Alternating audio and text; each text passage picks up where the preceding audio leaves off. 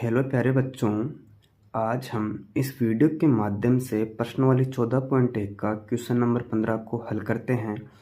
इसमें हम पहले प्रश्न को रीड करेंगे, फिर प्रश्न को समझकर इसको हल करेंगे। ठीक है। इसमें प्रश्न दिया हुआ बच्चों, ताश के 5 पत्ते हैं। ईंट का दैला, गुलाम, बेगम, बादशाह और इक्का। ठीक है। ताश के कुल कितने पत्ते हैं? इसमें 5 ही दे रखे हैं। अब आगे पढ़ते हैं। इसको पलट करके अच्छी प्रकार फेंटा जाता है। जो 5 पत्ते हैं उनको पीसा जाता है, फिर इनमें से यादृच्छा एक पत्ता निकाला जाता है। इसमें आपके 2 प्रश्न हैं। ये पहला क्वेश्चन है, इसके दूसरे क्वेश्चन में 2 क्वेश्चन है। ठीक है। हम इस प्रश्न को हल करते हैं, यानी क्वेश्चन नंबर 15 है, इसको हल करते हैं। इसका पहला क्वेश्चन देखो, इसकी क्या प्रायिकता है कि ये पत्ता एक बेगम है।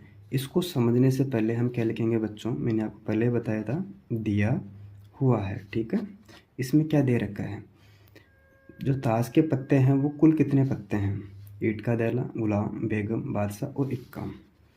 लिखेंगे कुल पत्तों की संख्या कितनी है प्रश्न में? 5 है। तो मैंने यहाँ पर लिखा कुल पत्तों की संख्या इसके बराबर 5। ठीक है। इसका पहला क्वेश्चन हम यहाँ पर हल कर रहे हैं कि ये पत्ता एक बेगम है, यानी बेगम होने की प्रायिकता या बेगम आने की प्रायिकता, ये आपका क्वेश्चन है।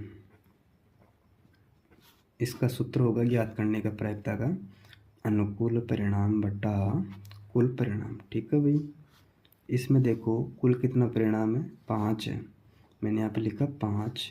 अब पूछ रहा है अनुकूल परिणाम। अनुकूल परिणाम किसका? बेगम आने की प्रायिकता। जो आपके पास 5 पत्ते थे, 5 पत्ते कौन कौन से?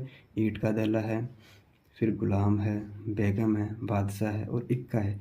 आपके सामने 5 पत्ते रखे हुए हैं, इनमें से किसकी बात हो रही है? बेगम की। तो आपको देखना है बच्चों, इसमें बेगम कितनी बार आ रही है। तो प्यारे बच्चों, आपने देखा इसमें बेगम एक बार है, तो अनुकूल परिणाम कितना आ गया? 1। इस प्रकार बेगम आने की प्रायिकता का मान हो जाएगा 1/5। अब दूसरा प्रश्न हल करते हैं। इसमें दूसरा प्रश्न क्या है कि यदि बेगम निकल आती है, यानी जो कुल पत्ते कितने थे पहले, यानी पहले कुल पत्तों की संख्या कितनी थी? 5। ठीक है। हम दूसरा प्रश्न कर रहे हैं। कुल पत्तों की संख्या पहले कितनी थी? 5। इसमें से क्या पूछ रहा है कि बेगम निकल आती है, यानी बेगम को निकालने के बाद हम लिखेंगे यहाँ पर बेगम के निकलने के बाद पत्तों की संख्या।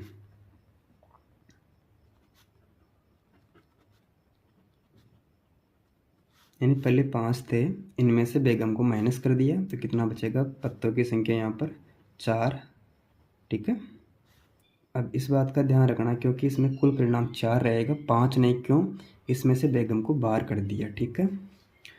तो उससे अलग रख दिया जाता है, यानी बेगम को निकाल कर अलग साइड में कर दिया और एक अन्य पत्ता निकाला जाता है। इसकी क्या प्रायिकता है कि दूसरा निकाला गया पत्ता एक इक्का हो। जो क्वेश्चन नंबर 2 है, इसमें 2 क्वेश्चन पूछ रहा है, एक तो इक्का होने की प्रायिकता और एक बेगम होने की प्रायिकता। इसका पहला क्वेश्चन है एक इक्का होने की प्रायिकता। ठीक है। अब इसका सूत्र बताओ, अनुकूल परिणाम बटा कुल परिणाम। आप जानते हो, याद भी हो गया आपको, अच्छी बात है। देखो बच्चों, इसमें कुल कितना परिणाम है आपको मैंने पहले बता दिया है कि पहले पत्ते 5 थे, लेकिन 5 पत्तों में से एक बेगम को बाहर निकाल दिया क्वेश्चन की कंडीशन के हिसाब से। ठीक है। तो पत्तों की संख्या हमें 4 ही प्राप्त हुई, तो इसका कुल परिणाम कितना प्राप्त हो जाएगा? 4। तो हम यहाँ पर कर देंगे कुल परिणाम 4। अनुकूल परिणाम कहाँ से देखेंगे? एक इक्का होने की प्रायिकता। जो 4 पत्ते बचे थे उनमें से कितना इक्का है, तो हम चेक करेंगे। ईंट का दैला, गुलाम, इस बेगम को तो बाहर निकाल ही दिया, बादशाह और इक्का, एक ही इक्का है। ठीक है। पूछ क्या रहा है? एक इक्का। इसमें इक्का कितनी बार? एक बार है, तो अनुकूल परिणाम आ जाएगा 1। इस प्रकार एक इक्का होने की प्रायिकता का मान आ जाएगा 1/4। ठीक है। अब इसी में दूसरा क्वेश्चन था, उसको चेक करते हैं। दूसरा क्वेश्चन था बच्चों, एक बेगम है। हम क्या लिखेंगे यहाँ पर? एक बेगम आने की प्रायिकता या बेगम होने की प्रायिकता। ये क्वेश्चन आपका। इसका सूत्र वही रहेगा, अनुकूल परिणाम बटा कुल परिणाम। ठीक है भाई। इसमें देखो कुल कितना परिणाम है, 5 नहीं रहेगा। फिर मैं आपको समझा रहा हूँ, जो पहले 5 पत्ते थे उसमें से एक बेगम को निकाल दिया था हमने, आपको याद होना चाहिए। तो कुल कितने पत्ते बचे अपने पास में, 4 बचे। तो कुल कितना परिणाम आ गया, 4। अब पूछ क्या रहा है, हमने बेगम को तो बाहर निकाला था।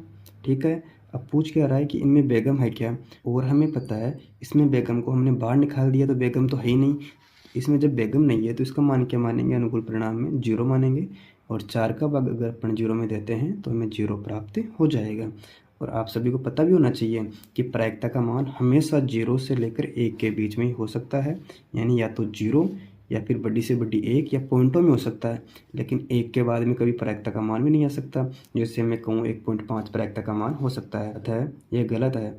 1 से बड़ी प्रायिकता का मान कभी नहीं हो सकता, ना ही 0 से कभी छोटी, अर्थात माइनस वाली संख्या में इसका मान कभी नहीं आ सकता प्रायिकता का। ठीक है, इस प्रकार हमने क्वेश्चन नंबर 15 को बढ़िया तरीके से सोल्व किया। अगर आपको वीडियो अच्छी लगी, वीडियो को लाइक करें, मित्रों के साथ शेयर करें, और चैनल पर पहली बार आए हो तो चैनल को सब्सक्राइब अवश्य करें। Thank you.